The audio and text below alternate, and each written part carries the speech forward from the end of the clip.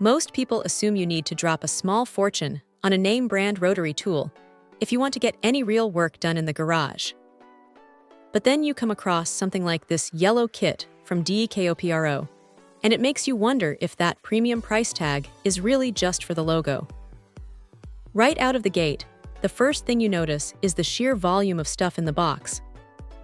It is not just the tool, it is a massive pile of over 100 accessories.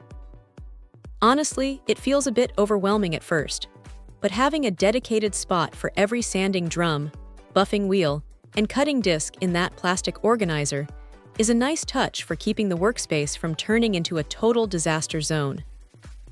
When you actually pick the thing up, it has a decent weight to it. The rubberized grip is a smart move because, let's be real, nobody wants a tool vibrating out of their hand when they are trying to do fine detail work. Speaking of control, the flexible shaft is probably the highlight here. It turns this bulky motor into something that feels more like a heavy-duty pen. It makes getting into tight corners or carving out small wood projects feel way more natural than trying to wrestle the main unit into position. Now the motor itself is surprisingly punchy. You have a dial that lets you jump anywhere from 8,000 up to 35,000 RPM. Having that 6-speed adjustment is great because you don't want to be running at full tilt when you are just trying to polish a piece of jewelry or clean up some light surface rust. You can dial it back, keep it steady, and avoid burning through your material. The ventilation is decent too. It stays relatively cool even after a solid stretch of grinding, though you can definitely feel the heat building up if you push it hard for too long. It is not all perfect though. While the 3-jaw chuck is a massive upgrade over those annoying little collets that always seem to get lost, the plastic housing on the tool itself feels a little bit like it wouldn't survive a serious drop onto a concrete floor. It is a budget-friendly piece of gear, and you can tell that in the materials.